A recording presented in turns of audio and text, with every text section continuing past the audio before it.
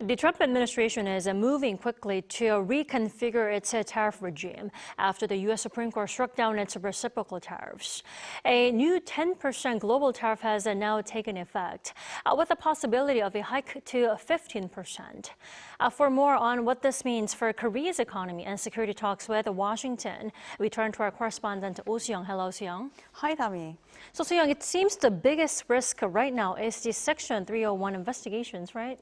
That's right. So the US's 1974 Trade Act, Section 301, now that allows the US to impose these tariffs if it deems that after an investigation into what it deems are unfair or discriminatory practices against US firms. And the Office of the Trade Representative has already indeed indicated that it's going to start launching these kind of probes, particularly into Asian countries with trade surpluses with the United States.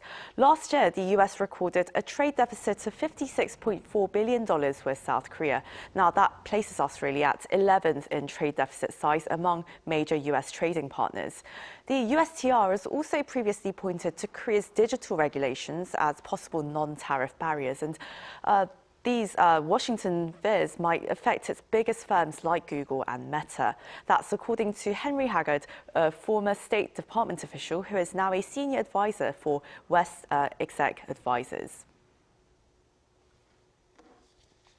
I think there's real concern that South Korea sees it might go towards the more heavily regulated tech space that the EU has favored and is quite, has leaned forward with, back from GDPR and other regulatory laws and that they've put in the past, their AI Act. So there's two things that the U.S. companies find problematic about that. First and foremost, they want South Korea to align with the United States.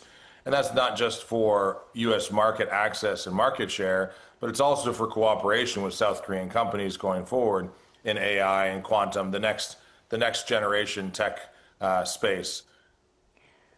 And Soo-young, I'd like to point out a key flashpoint could be the Coupang controversy, right?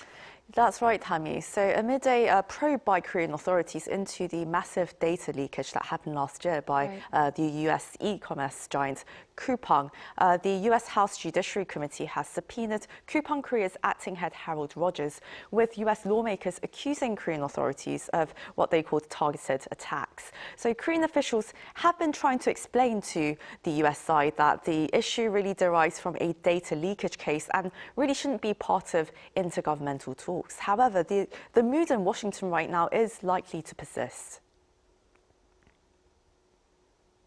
The reality is that is how actions in Korea are being perceived. And the way I know that is because normally the U.S. Congress doesn't take these kind of actions. Normally the vice president does not mention specific treatment of specific U.S. companies to a prime minister like he did a few weeks ago. Then, Soo-young, isn't also there a concern about specific industries being hit with national security tariffs? Yes, I think that really adds another layer of risk, Tammy. The Washington Post the Wall Street Journal actually reported that the Commerce Department is currently reviewing 6 particular sectors under Section 232.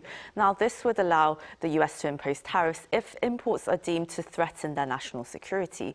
Now, these sectors include large capacity batteries, cast iron fittings, plastic piping, industrial chemicals, power grids, and telecommunications equipment. Now, that's worrying for our battery manufacturers involved in large-scale energy storage systems, as well as exporters of power equipment such as transformers.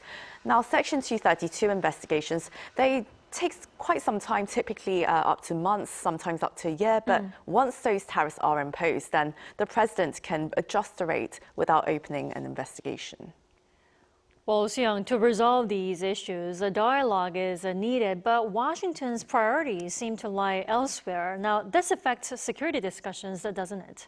That's right. So you've got trade discussions on one hand, but obviously the security dialogue that should be ensuing around now or as early as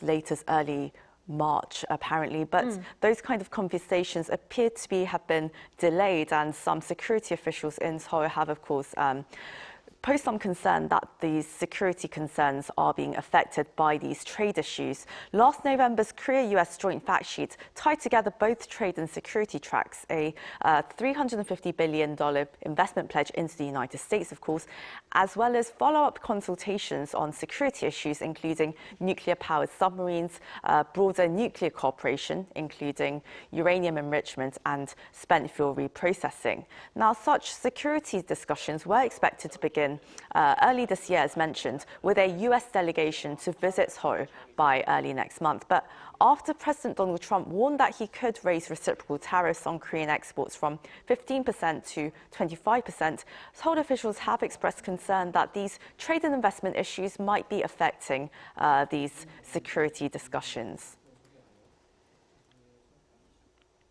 And that will take a lot of interagency work, a lot of careful negotiation. And I'm just, this is one of the things we saw when we looked at last summer and last spring. You looked at how many trade deals, how ambitious this administration was about getting new agreements and changing trade relationships and encouraging investment. Very ambitious, had a lot of wins, but now the implementation is both challenging just in and of itself, but also challenging because of the current environment in Washington. And as of Wednesday, there's been no confirmation from Washington on who the delegation members will be, when they're coming.